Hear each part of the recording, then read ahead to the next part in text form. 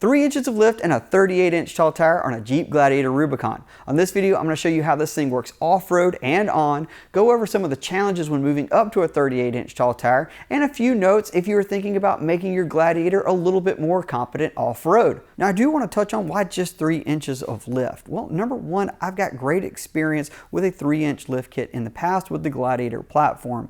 While I know it's better to go on the tall side if you're going to do more technical rock crawling with the Gladiator, I'm not going to be doing a lot of that with this platform. So a 3-inch lift is really a good balance of it being practical, so the step-in height isn't too crazy for my wife and kids, and still being able to get it off the ground enough, which is really going to help this 137-inch wheelbase. Another big advantage of a 3-inch kit is they're usually on the more budget end of things, so you don't have to really spend a lot of money to get a better ride quality out of your Jeep.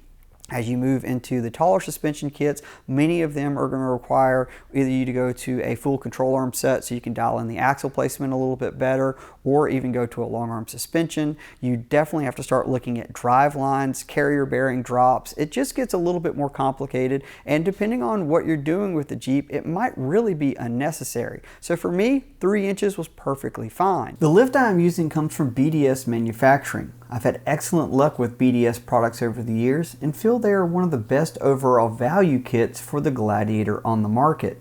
The kit has a base price of a little over $1,200, but you can customize it with things like control arms, steering stabilizers, and even shocks.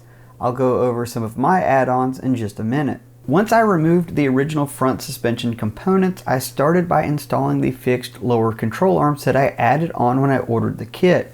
These arms are formed similar to the factory ones with a relief bin to help for tire clearance. The arms have a much stronger design over stock and are slightly longer to help with the caster. They retain the same factory style control arm bushings at each end, which work great at absorbing vibration.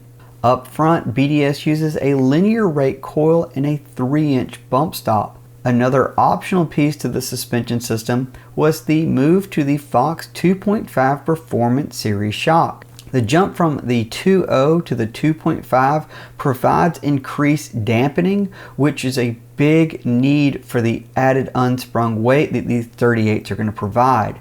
If I do add any additional accessories, such as a winch bumper or something like body protection, the added valving properties are basically already there, so it's a smart long run upgrade. Standard with the kit is an adjustable front track bar. Similar to stock, this track bar has a maintenance-free rubber bushing at each end. From an installer perspective, I really appreciate that it's actually adjustable on the vehicle, so you can quickly and easily dial in the tracking. JKS sway bar disconnects are also included, but since I have a Rubicon, I just needed to bolt them up in place since I'm not going to be disconnecting at the axle. Moving to the rear, be sure to break all 4 control arms loose. You will need a 21 and a 24 millimeter to get this done, but it will make dropping the rear axle much easier. The coils are not side specific, but they can be a little challenging to install with one person. Aside from the coils and shocks, there is a 2-inch bump stop landing pad out back, along with a new set of fixed sway bar end links that are a good bit longer than factory. For tires, I chose a 38 by 1350 R17 Nitto Trail Grappler. Over the past decade, the Trail Grappler has become my default tire for good reason. It's by far the quietest mud terrain radial I've ever driven on and has some of the best on-road manners. Despite being an inch taller and an inch wider than a 37 by 1250 Trail Grappler, the 38 is only 3 pounds heavier. I mounted these on a Method 701 bead grip wheel for a few particular reasons, aside from the fact I really liked how they looked. First, it was a 17 by 8.5, not a 17 by 9. I prefer the 8.5 inch width as it tends to protect the wheel better on the trail. Secondly, the proprietary bead grip design means I can safely air down to trail pressure without worrying about de-beading a tire. Lastly, it was available with 4 3/4 inches of back spacing, which I felt would be the best balance of scrub radius preservation and tire poke with the 38. I know pictures can be deceiving sometimes, so here are a few measurements to get you an idea of the lift. From the bottom of the front skid plate, it's 19 inches. Bottom of the frame rail measured at the center of the Jeep, it's 18.5 inches, and the bottom of the receiver to the ground is 21.25. Now, in terms of on-road driving, it is amazing that you could toss on something as big as a 38-inch tall tire and drive one-handed going down the road. I could hand this Jeep off easily to anyone without any special instructions, and they could drive it daily. Now, I have the 3.6 liter with the 8-speed automatic, and the 8-speed automatic is really kind of the saving grace of this setup, because with the factory 410 differential gears, it definitely robs a lot of power with such a large tire. That being said, the 8-speed has a very low first gear, so coming off of the line, it's not miserable. You can absolutely live with this configuration. The challenge is if you're doing a lot of interstate driving, you're going to find that you're not going to stay in 7th and 8th gear very much. Matter of fact, anything over 65 miles per hour, you're going to have a tough time keeping that overdrive gear. I'm averaging about 14.5 miles per gallon, which, you know, these Gladiators don't get very good fuel economy in my experience anyhow, so really wasn't shocked by that. A set of differential gears would not only give me those overdrive gears back, but it's going to give it a little bit better fuel economy and a better overall feel. For ride comfort, I really like these springs. I actually feel like they're maybe a touch on the soft side, which for my lighter configuration, I think works great. The valving in the Fox 2.5 feels really nice. You don't get a lot of head toss. There's not a lot of body roll. I'm very happy. While there was zero rubbing issues on road, I had a feeling I might find that it rubbed a good bit on the trail, but I just didn't know until I could get up to the mountains. Now, my trail pressure is typically around 12 psi, dropped from my 31 psi on-road pressure. The reason I like 12 is that it helps keep the steering more manageable. My intention with this Jeep isn't to be an extreme rock crawler, but it needs to be competent enough to handle moderate trails. What I will tell you is that even with a 3-inch lift and 38s, I still scrape the frame rail and sliders off-road.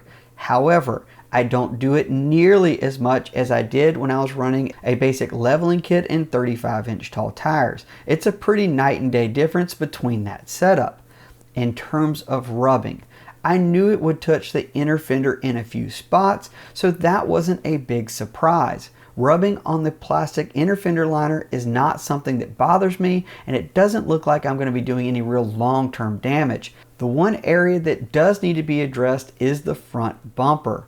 I rubbed the back side of it quite a bit, not enough to do any major damage, but it was grabbing enough to peel back the plastic a good bit.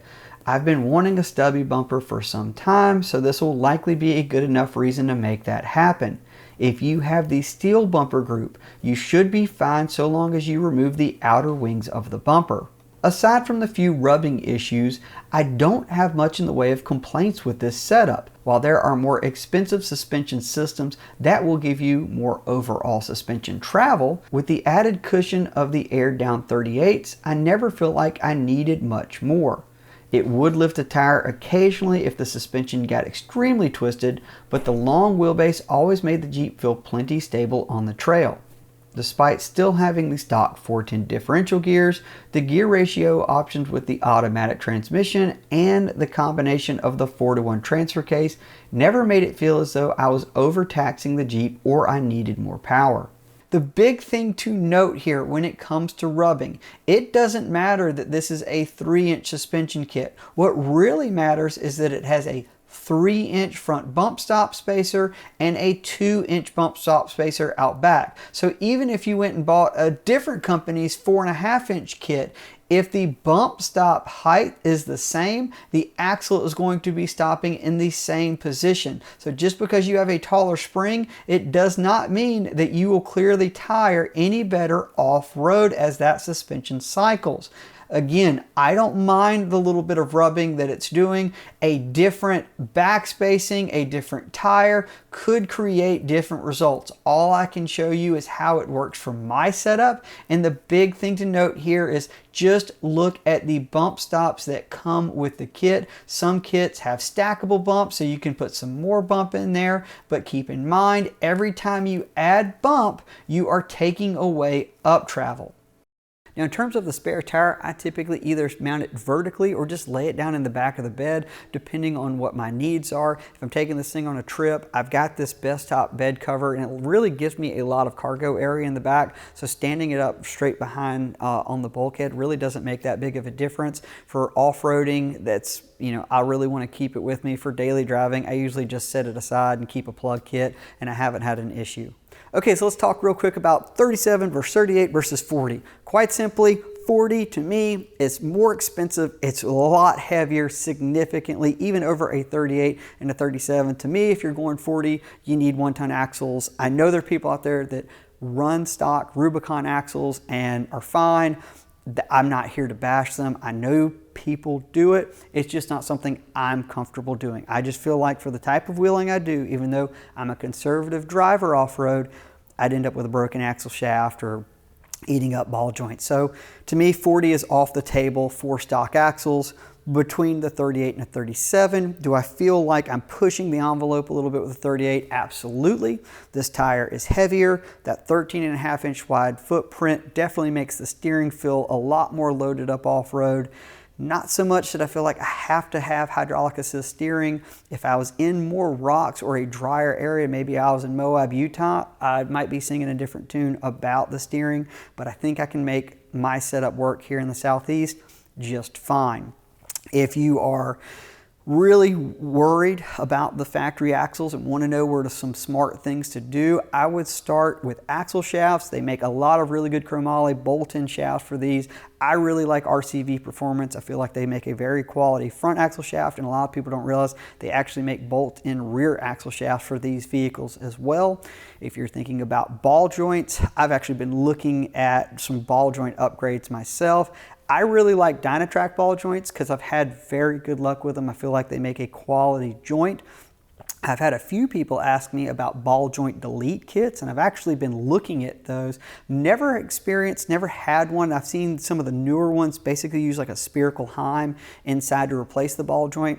I don't have any experience with it, so I don't want to put my neck out and say, oh yeah, I would definitely do that. I think right now, just going with what I know, I'd probably go with a Dynatrack ball joint if you're looking for something a little bit, stronger there. Other sort of peripheral upgrades if you're worried about the 38, and the same for 37. Iron knuckles, that's going to be stronger than these aluminum knuckles that come on here, especially if you do have a U-joint failure. It will be less likely to take out that aluminum knuckle. And lastly, with the steering, I'm not so much hung up on you need like heavy-duty steering bars. I actually think the better money spent is going to be with the iron steering gearbox over the aluminum steering gearbox. A lot of people complain about how the Jeeps drive, and part of that is that slack in the aluminum steering gearbox that you get going down the road. I'm pretty used to it. I drive Jeeps all the time, and so for me it's not that big of a deal, but those are sort of what I would do to protect my investment if you're really worried about it. For right now, I'm not going to do anything to these axles. They have been holding up really well. I think they're going to be fine for the type of conservative wheeler I am.